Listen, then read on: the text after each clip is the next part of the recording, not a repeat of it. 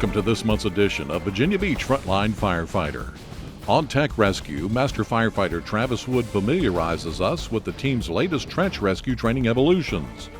With the fast approaching summer season and increased boating in our area waters, the Marine Team crew of Fireboat 12 gives us a refresher on manned overboard rescue operations.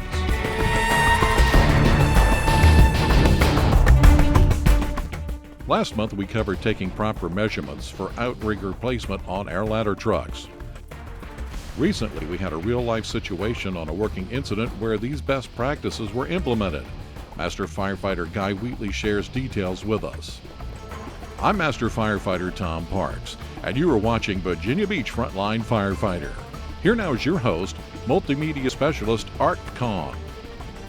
Hi, I'm Art Kahn with Virginia Beach Fire Department's Multimedia Unit, and we've got a great edition of Frontline Firefighter for you this month. Now, in this first segment, Captain Travis Wood with the department's technical rescue team demonstrates the proper techniques for conducting a trench rescue. Valuable training when you consider the fact that 65% of trench-related fatalities happen to would-be rescuers. Hi, I'm Captain Travis Wood with the Virginia Beach Fire Department's technical rescue team. A technical rescue can occur at any time and can be as common as something like a vehicle accident with an entrapment to something a little less common as a worker trapped in an elevator shaft or somebody that's fallen on the top of a cell tower. Any veteran of this profession will tell you that you need to be prepared for anything and everything. On a cold, rainy day last March, the Virginia Beach Fire Department's technical rescue team conducted an exercise for preparing for such an event. It's what we call a low-frequency, high-risk call. Obviously, the weather is a factor today. We had a trench collapse, a potential trench collapse. We responded in with a report of 1 to 2 victims in the bottom of the trench underneath some debris. It could very easily happen on any given day at any given time, but this is the true definition of a low frequency, a high risk call. We don't run too many of them. A lot of the trenches are protected. If OSHA has regulated trench operations and excavation operations for many, many years, and most of the companies that are out there doing it, being it a city utility company or a private company, all fall under OSHA's regulations, and part of that is trench boxes. So anytime they're operating with inside of a potential trench or where their collapse is possible, they have to be operating in a trench box. So typically these situations are avoided by them following the safety standards. But every once in a while, just like anything, you know, it happens. People stray outside of those recommendations, and that's when problems occur, and that's where we have to step in. It's a live trench. All the same risk factors apply to us as it applies to them, so we have to make sure we follow those OSHA regulations as well. Just because we're doing training doesn't make it any safer than it would be if we were out here doing it on a real incident. OSHA prohibits entry into trenches over 5 feet deep unless one of the following conditions are met. The walls are properly sloped back so they cannot fall in. The worker is protected by a properly designed and positioned trench shield, or the worker is protected by a properly designed and constructed shoring. There are 3 types of protection: sloping, shielding, and shoring. In our exercise, the rescuers in the pit are protected by a shoring operation, utilizing the equipment in our cache carried on Virginia Beach Fire Department Tech 1 and Rescue 2. Prior to the shoring used inside the trench, ground pads are laid to disperse weight around the edge of the pit. Precautions such as these are important when you consider the fact that sooner or later all trenches cave in and there is no way to predict when it will happen.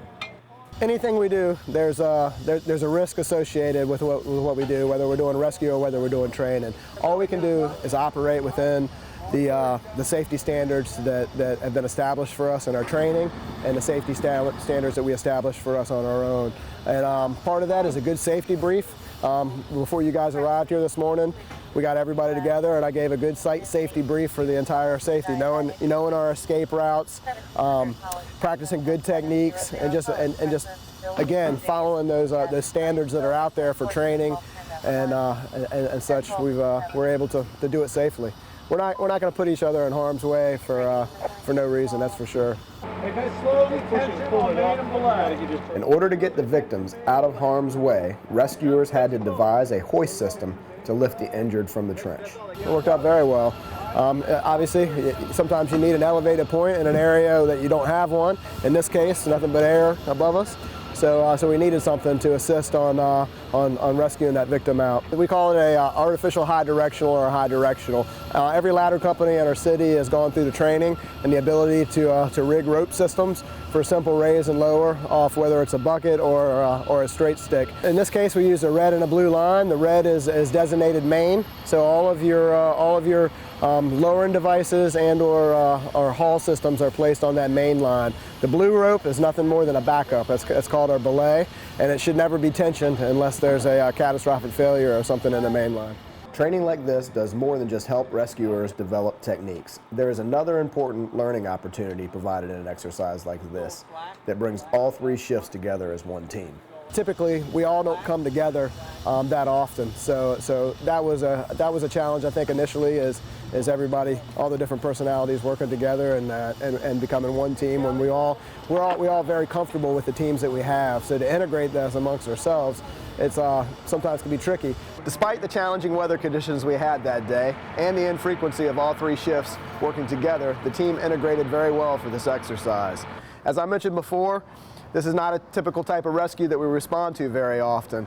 That even adds more value to the fact that we can participate in training like this.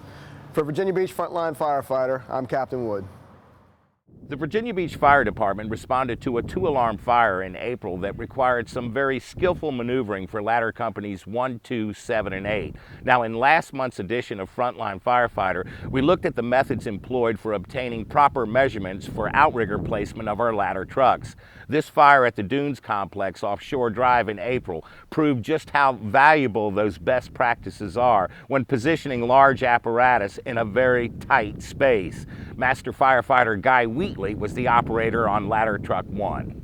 Hi, I'm Master Firefighter Guy Wheatley with the City of Virginia Beach Fire Department. I was a driver on Ladder 1 on the early morning 2-alarm blaze on Page Court. Fighting a 2-alarm fire is never easy. The late night blaze that damaged much of the Dunes condominium complex in April was no exception.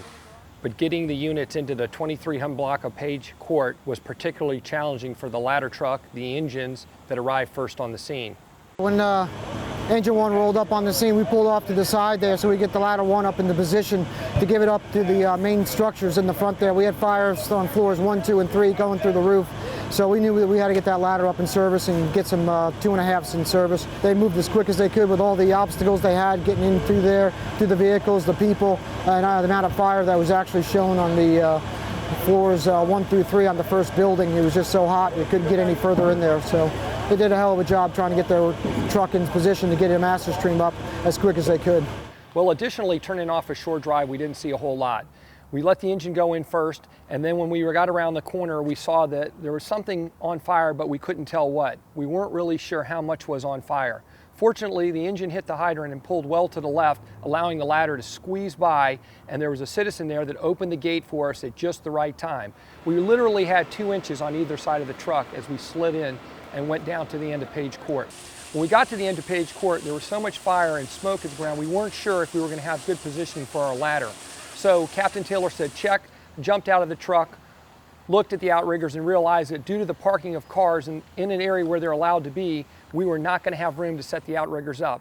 Jumped back in the truck and told Captain Taylor, I need to come up 5 more feet. He said, make it happen. Pulled up 5 more feet, set the parking brake, and from then it was a race to try and get that ladder up and get water flowing. We were very concerned about our exposures. We knew that if this fire got out of hand, we were not only going to have a fire on Page Court, but we were going to have fire on the adjacent buildings. One of the other considerations we had is that we had a row of pine trees on the right side.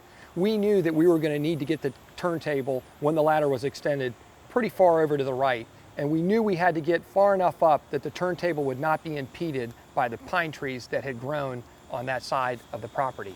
Fortunately, we were close enough, but not too close, although I had concerns that we might damage the front of the truck. One of the things we did right off the bat was wetting down the front of the truck as we extended the ladder and went into full master stream operation. This was accomplished fairly rapidly due to the fact that we had Scott Thompson driving the engine and Chris Hinkle came up and we're all connecting the hoses to my truck. It allowed me to completely focus on setting up the ladder truck and getting in a position. And about the time the truck ladder came out of the bed and I was in position to flow, I had water. One of the things we do here is we practice with cones how much space you need to actually get the outriggers out, and if you have to short jack them, what's your ability to use the ladder. And we knew that if we had to short jack on that particular fire, that we were going to have very limited access to controlling the exposures, and the exposures were going to be one of our big problems. So it was imperative that we got full extension on the outriggers, which we were lucky to get. When you got winds like this on the Chesapeake Bay, the houses so close to each other, 3 and 4 stories, the amount of population, we're in this area all the time doing scenarios, talking about it, making sure we have a game plan when this type of situation happens. So we had rehearsed this number of times and it worked out well today for us. I think that the training that we had was very good, being familiar with the ladder, knowing our area and knowing that we have these types of problems, and then the team coming together and working very hard to accomplish the same goal. Very little discussion needed to go on because we knew what we had to do. One thing that we have trained on but have probably never put to use in a real fire was the fact that we had so much smoke because of very little wind that the operation where I was operating from the turntable became so smoky that I had to use an SCBA. Once putting on the SCBA, it made it very difficult to see the tip of the ladder, and with the smoke and the darkness, there was times that I wasn't sure where I was flowing. It was great at that point to be able to yell to someone, are we still on task? Are we hitting the fire where we need to? That came in handy, having a pump operator that could move forward and look from different angles. We talk all the time about training to the basics. Training that at times may seem redundant, with a lot of emphasis on small details. Things we take for granted until you find yourself faced with a challenge like the ones posed at the Page Court fire, where every minute counts. The best equipment in the world doesn't do you much good if you can't get it to the fire. Our training paid off that night, not just for us, but for the citizens of Page Court. For Frontline Firefighter, I'm Master Firefighter Guy Wheatley. With the fast approaching summer season and increased boating on our area waters, the Marine Team crew of Fireboat 12 gives us a refresher on man overboard rescue operations. Moored behind me is Fireboat 12, one of 3 vessels operated by the department's Marine Team. The missions of the Marine Team include search, rescue, and recovery, shipboard and small boat fires, as well as assisting citizens in distress in a marine environment. Fireboat 12 is capable of carrying out all of those missions, but its primary purpose is search and rescue, and that's a mission that requires a very well-trained team. On a clear April morning, Fireboat 12 gets underway to conduct man overboard drills. A very quiet member of the crew will play an essential role in the exercise. They don't say much. We like them. This is Oscar, a rescue dummy that will be the victim in this exercise. Bye-bye, Oscar!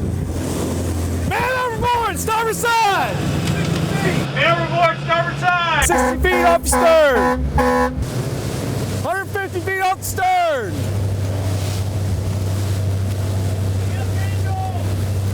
$200 feet off the starboard side!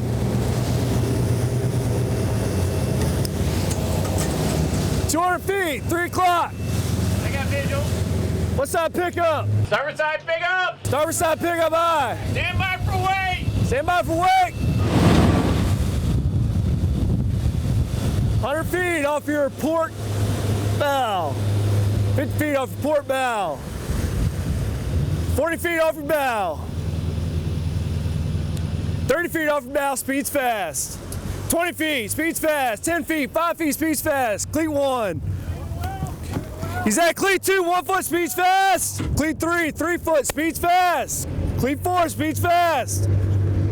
Off your stern, 5 feet off the stern. 2 feet off the stern, 1 foot off the stern. Man overboard recovered, checking ABCs. As you just saw, the procedure to recover a man overboard unfolds very quickly.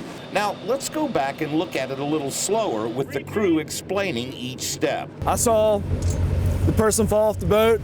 I kept a visual on him, called out to the boat crew that somebody was overboard. I called out distances and directions to the boat operator. Boat operator came up with a plan. What side pickup? The main thing that I need to do is get us in an environment to where everyone around me is aware that something just went bad on our vessel. So the first thing I'm going to do is we have console lights. I'm going to turn all those console lights on. It's a floodlight, which provides me lighting up on deck. It says blue light, but that's our red overhead light. The second thing I'm going to do is acknowledge the horn with 5 continuous short blasts. Short blasts meaning less than 1 second duration. 60 feet off stern. It's just something on the sea, just right away communications, letting everyone know that we have a man overboard situation going on our vessel. 100 feet off your starboard side. I maintain a visual because if you lose sight of them, it's very easy to not find them again. You can lose them. The third thing I'm going to do is we have an indicator here that says mark. Because we're trying to deploy as many devices as possible to help us in the event that, say it's nighttime, say it's raining out here, heavy wind conditions to where it's generating higher surf, fog, any sort of weather events that might prevent us from having clear visibility to the man overboard. We need to set us up in a position so where we can identify that person as best as possible. So this mark, and once I acknowledge, yes, man overboard, it's going to give me an exact location as to where that happened. It might not be exactly where the person is, but it gives us a close proximity to where that person is so that we, using tides and currents and that sort of thing, we have a baseline reference as to where that person might be found. Down deployed! Down deployed eye! Another device the crew utilizes to assist in locating the victim is referred to as datum. Datum is basically just a life ring, but what we do is we throw it in the water. One, if the guy who fell overboard can swim to it, he'll have something else to help keep him afloat. 2, it also has the same, I guess, drifting properties as a person in the water will, and we can see this quite easily, and that's what we're going to go to for a search point. That's where we're going to start our search, because it's going to drift much like a person in the water will. It also has a light. When it turns up, it will strobe, it floats. So if at night we can go to the light, we can find it pretty easily. While datum communicates to the crew is constantly communicating with each other. Gotta loop around, we're gonna do a port side pickup. Port side pickup, bye. You got visual, I'm gonna switch sides. I got visual. Switch sides. Switch sides. Communication is critical because, once again, a large vessel like this, I'm in basically an enclosed cabin, so I'm trying to maintain a good visual in front of me so that I don't run over anything, any obstructions, that sort of thing. But crew member also, so that they know my intentions. They know, am I coming right? Am I coming left? Am I speed up, speed down? So that they have everything safe on deck. So that all of us are in clear communication as to what everyone is doing, because there's a lot of hands going on, a lot of people moving about on deck trying to get this person recovered, and we want to make sure that it's done as safely as possible. There's a lot that happens, and it's something that we practice often, because more than likely it's going to be one of our own crew members. It should be like tying your shoe or riding a bike. You should fall right in line. With summer fast approaching, the number of boaters on the water will be increasing. Many of them will be tourists, some with little experience on the ocean. That means the volume of calls the Marine team receives for help will be increasing as well. Hello, my name is Ned Lowry, Master Firefighter in Company 8B. This month's safety segment addresses the fanny pack the department issues to each firefighter. It's a good practice to wear your fanny pack on EMS calls, and also if you're going to be away from the truck for an extended period of time, bring your fanny pack along with you. You never know when you might encounter a medical call and need the supplies that's carried inside the fanny pack. The following items discussed in this video are required and part of the VBFD annual PPE inspection form. Safety glasses. Safety glasses are extremely important to wear during EMS calls to prevent bodily fluids from entering the eyes. There have been several incidents reported with this happening. Hearing protection. It's always a good idea to wear your hearing protection anytime you're around loud noises. Examples when checking off chainsaws and circular saws. HEPA N95 mask. Respiratory protection is needed when there is a potential for a harmful agent to get into the respiratory tract. In particular, respiratory protection, the N95 should be used when near a patient who has a potentially infectious disease that is transmitted by airborne route or when in a closed space with this type of patient. Remember, a fit test is required in order to be sized for the current mask. Disposable sleeves. Disposable sleeves can be used during a trauma involving bodily fluids, or used when lifting a patient or any situation when body fluids could get on exposed skin.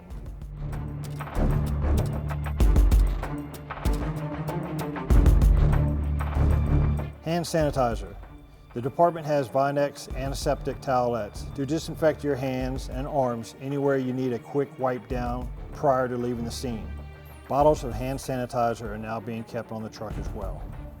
Other items that might be useful to carry in your fanny pack: Band-Aids, pen lights, 4x4s, trauma shears, EMS protocol book, a writing pen, gauze, extra gloves, or anything else you might find useful for your needs. All these items can be requested through resource management or should be in your EMS supply cabinets. I hope you enjoyed this safety segment. If you have any questions, please feel free to contact me on the information listed on the screen. Remember, be prepared, be safe, and look out for one another. I'm Master Firefighter Ned Lowry. That wraps it up for this month's edition of Frontline Firefighter. Thanks for watching. Now, as always, we encourage you to submit any ideas you might have for content that you would like to see included in this program to Kirk Kellerhals at the contact point you see listed on your screen. We also want to remind you to like us on Facebook, watch us on YouTube, and follow us on Twitter. For Frontline Firefighter, I'm Art Kahn.